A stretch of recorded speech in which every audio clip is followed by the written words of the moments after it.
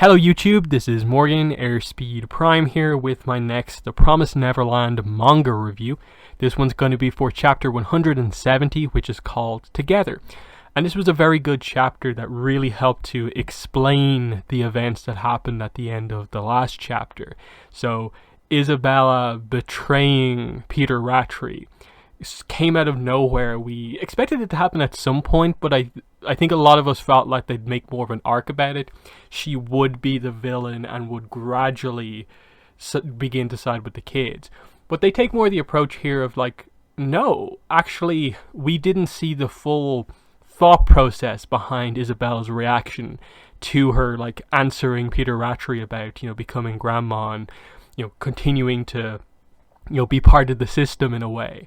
We find out that, no, she made the decision to sort of be part of this, become grandma, just to have the power to turn the tables in this situation, and that she was ultimately planning on helping the kids this entire time, like the last basically 2 years. This has been something that she's been wanting to do, and I think it works, and it's because, like, obviously Isabella's been like absent for the story for a very long time. But I really like what they've done over the course of this chapter. How they do the backstory here of Isabella making her decision, getting all the other moms to side with her. And they do a great job at just that explanation for, this is why you should side with me. And this idea of, the decision that they're given when they're like, asked to be a mom, and it's not much of a decision at all, but now they are all, through Isabella's actions, given this decision where they can truly be free and get out of this situation. And it's different than the offer to get out that Peter Rattray gives them. As for Peter Rattray himself, I thought it was quite interesting, the approach that they took at the end of this chapter to basically just have him sort of, grab a gun just to create a situation where he can sort of escape. Complete cowardly act, like doesn't even hurt anyone really, just runs away, desperation, hoping to try and make something happen to turn the tables. I think, again, another situation where I think the expectations were that he'd probably find some way to turn the tables, and it would be the kids needing to team up with the moms to, counter what Peter Rattray has done. But no, it seems like they're still in full control. So unless Peter Rattray is able to regain his composure and turn the tables once again, it really feels like they're taking the direction where, like, Peter Rattray has full-on lost control. He has lost this round unless he runs into something, or like all the demons come back in and he really gets the numbers advantage. But overall, I thought it was a very, very good chapter, and I'll get into the specific points of why it was so good, because I think there's a lot to analyze with the character stuff here, which I think is really, really good. So we get into the first page here, and again, we're sort of doing a kind of flashback within a flashback in a way here of, again, the flashback that we had a bunch of chapters ago of Isabella talking to Peter Rattray, where she was offered the role of grandma, and we had that whole situation of her being put into position of, like, the only way she can survive from Peter Rattray's perspective is to, become a grandma, stay as part of the system that he has going on. He says, don't you want to get out this time from this hell, from your destiny? And Isabella's response is that, I want to get out. And that ultimately is true, but from a different perspective, in that Peter Rattray thinks she's answered that as like, oh, she does want to get out of her destiny, which is just to be food, which is the way he views things. But in this chapter, we see her make the decision to get out of that system completely. That ultimately the moms actually do have a certain amount of power, and if they can get through the kind of system that they're trapped in because of the control and the way that they were raised and all being given those decisions, they can actually get out of this, and that's what I think is so well done in this chapter. So we get November 13th, 2047, just before Emma's group infiltrated the farm, And we have Isabella with two of the other moms going to talk to the rest of them, so the big congregation here of all of the moms, and they're wondering, like, what's going on? Why did Grandma gather all of us here? And Isabella basically relays to them what Peter Rattray told her, that we got notice from above. The escapees from 2 years ago will attack Gracefield either today or tomorrow. Those upstairs are currently quite busy preparing for it. And then next page, just she comes out straight away and says it, I'm going to betray the farm. And the reaction continues across like multiple panels here from the rest of the moms. Like, what? Huh? And she just continues on and says, I will assist the escapees. Are there any among you who want to stand up with me? And one of them is like, Grandma, what sort of joke is this? And she just says, no, I'm serious. This is not a joke. I've been waiting 1 year and 11 months since becoming Grandma for this moment. It's true that it's wrong to go against the farm. In this small world we know, we must continue to cling to the rulers to survive. That was Grandma Sarah's teaching, and that's why we all aim to become Grandma. And I think that's a very interesting point, because that is the situation. They are all offered, if they see potential in them as kids, the opportunity to become mom. And they give them this choice of basically, you can either choose to become food or you can survive by becoming part of our system. Not much of a choice, really, in many ways. Death or, becoming part of the system that has done this to you. And then the other option they're given then once they are moms is to sort of double down on that.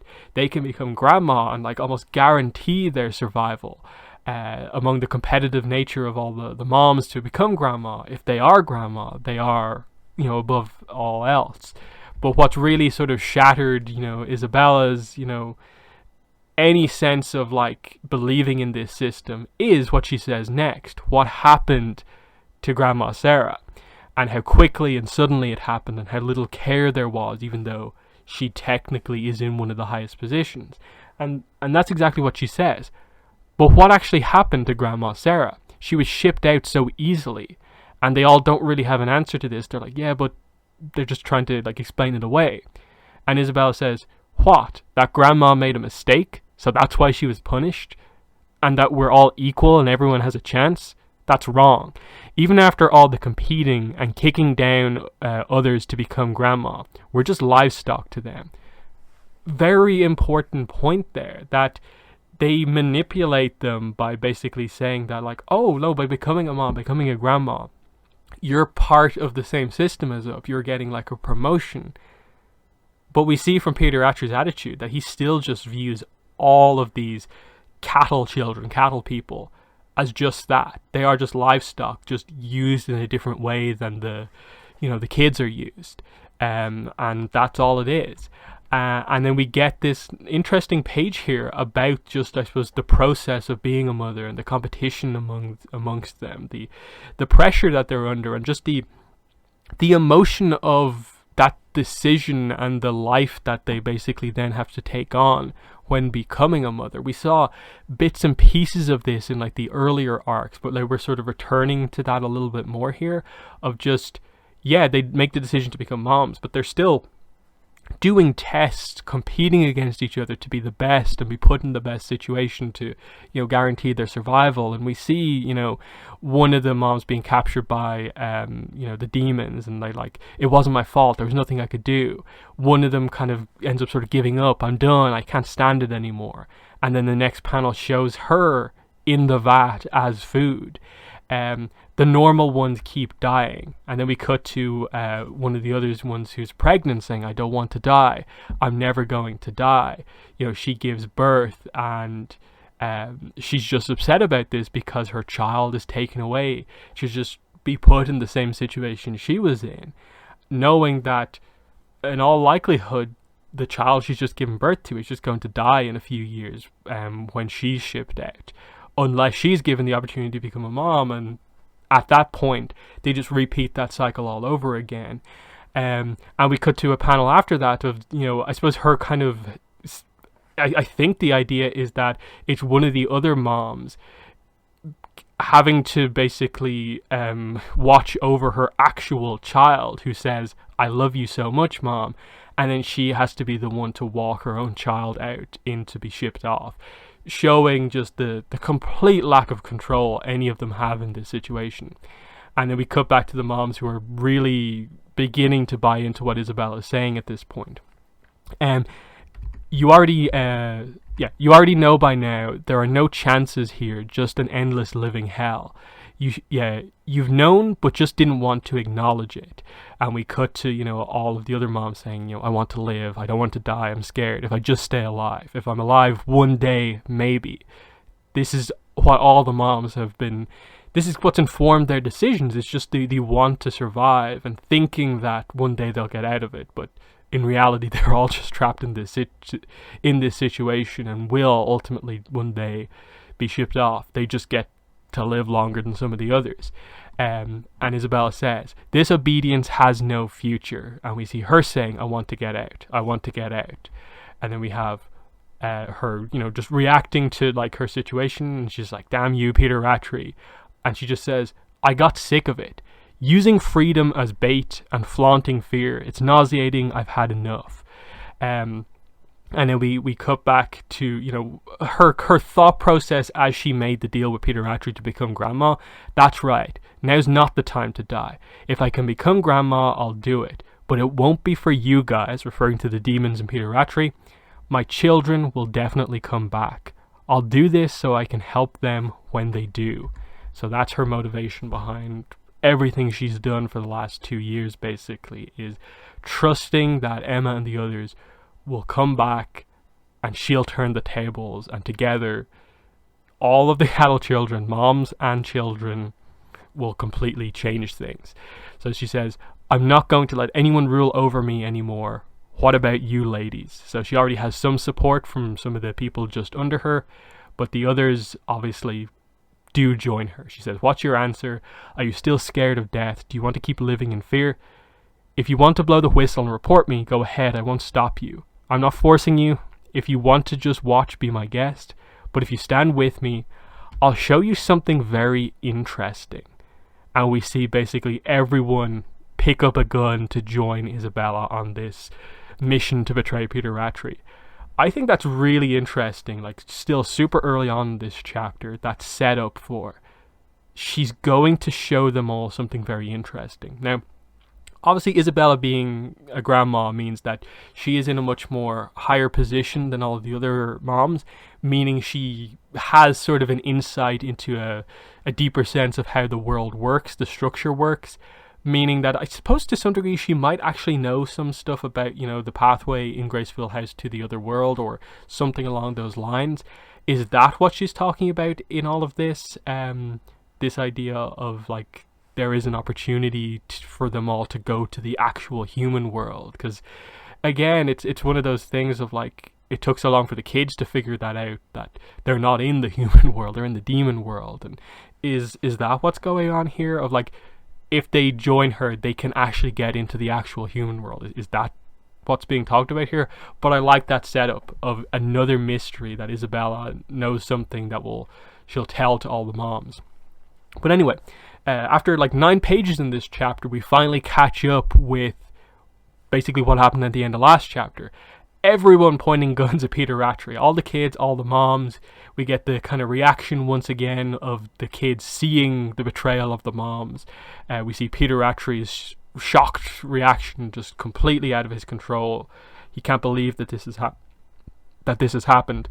We then have Emma go over to Isabella and she says, "Mom." And we get Isabella's like inner thoughts about this. "You can still call me Mom. You and Lanny, Yvette and everyone. After all I did to you." And we have Peter Rattray screaming out, "He betrayed me, Isabella. Yes, isn't it obvious?" And he's like, "What? These children and I and all the staff are your enemy." And her saying this out loud is like, everyone's like, Gilda and Dawn are like, "Mom is on our side? And the sisters?" And again, more inner dialogue from Isabella. "If only we could return to when they knew nothing.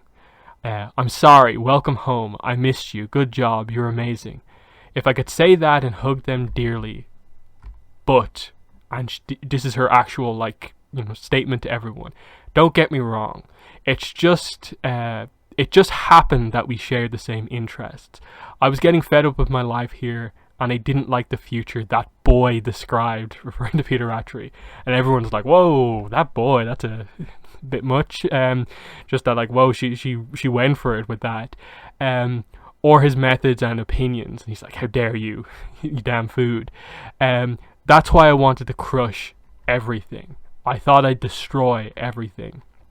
And we get sort of inner dialogue here. I don't expect you to forgive me because I don't forgive myself. So you can continue to hate me. You don't have to call me mom. And we see Emma and sort of how she is viewing Isabella at this point in time. And she looks over at her and sees basically Isabella as if she was the same age as Emma is. That no longer this grown-up character, but just that highlighting that, like, it's Emma recognizing that Isabella is one of them. She is a cattle children. She, for so many years of her life, had the exact same experience in this world that she did. That her standing here alongside them, it's multiple generations here, of course, because of the ages, but they're all the same thing here, siding with each other.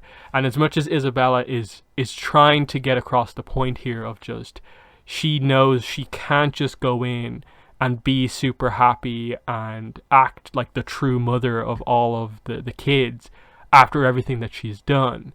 She puts on the act of basically saying that, like, oh, I'm not doing this to help you.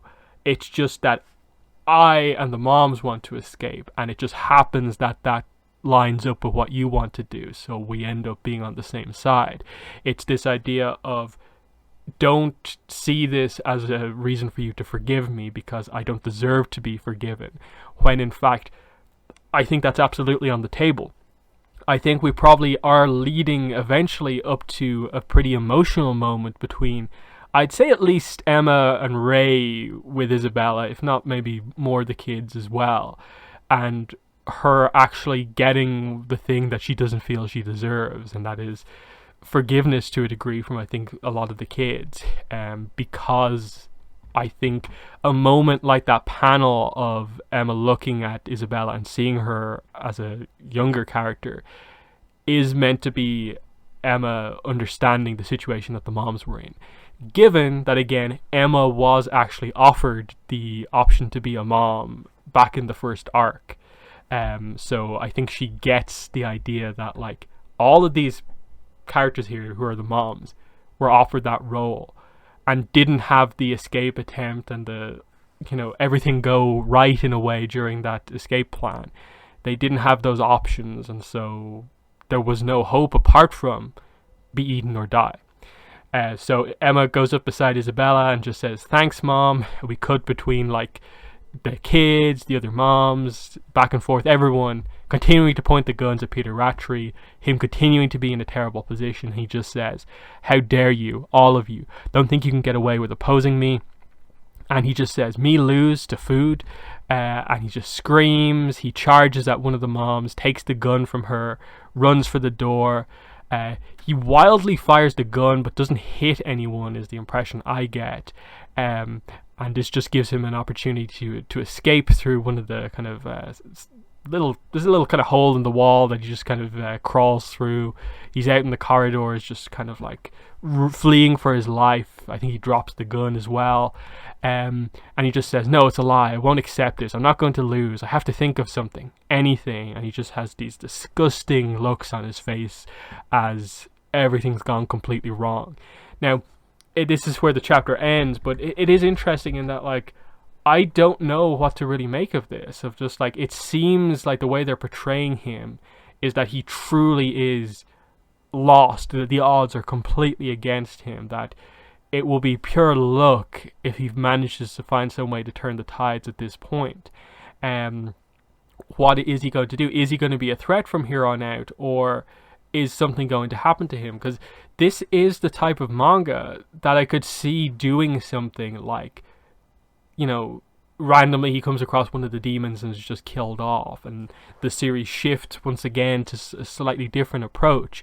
I don't think it's the end of Peter Rattray, because I think we are waiting for some sort of a probably deeper confrontation between probably him and Norman. I think mainly would be the characters. Maybe Isabella and him to have another more maybe one-on-one type conversation, but I really don't know.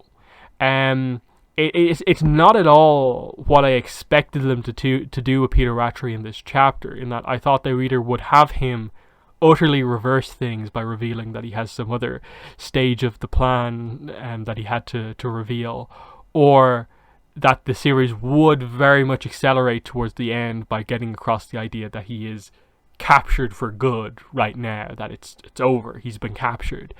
So this sort of middle ground of like he kind of escaped, but like he's not much of a threat really, is pretty interesting to me. But I suppose final thoughts on the chapter, I've just got to say, the return of Isabella into the series adds so much depth into the character stuff. She was always, back in the first arc, I think one of the most interesting characters, especially once we learned about the whole situation with the moms and the decision that they're given, the choice that they have to make. And I think everything that they've done with the reappearance of Isabella, of the setup of like, oh, she's evil again, she's been forced into making the same decision again, but this time to become grandma, and now reversing it here by her realizing, because of how replaceable, the person she is replacing is, that there is no value to these higher positions. They're just being used in different ways than the kids are. And that realization is why she feels the need to get out of this situation. Not get out of her destiny to be food, but just the whole system, full stop, is what she's getting out of. And she's got all the moms on her side.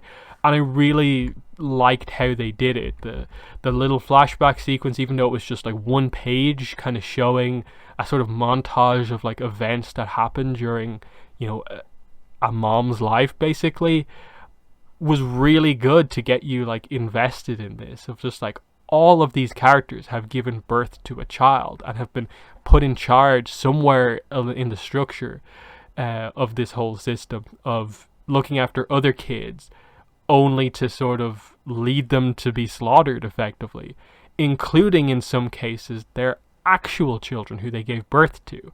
And it again brings up that idea of like, yeah, like there are obviously some situations where they did encounter the child that they did actually give birth to, and then in the cases where they didn't, they still have to deal with that, like emotionally, of like their child being taken away from them, and because they themselves were like born into this system, they know exactly what that child is going to do. So there's multiple layers of this that I think work together so interestingly, in that it's going back to the start and a lot of the intriguing points from the very start of the series that were so good, and actually feeling like we're resolving some of these issues by, yes, of course, the mom rebellion makes complete sense because of the way they did it here with the setup that they had from previously. So very good chapter from me. Just wonder what they're going to do with Peter Rattray would be the kind of one interesting thing that I'm like,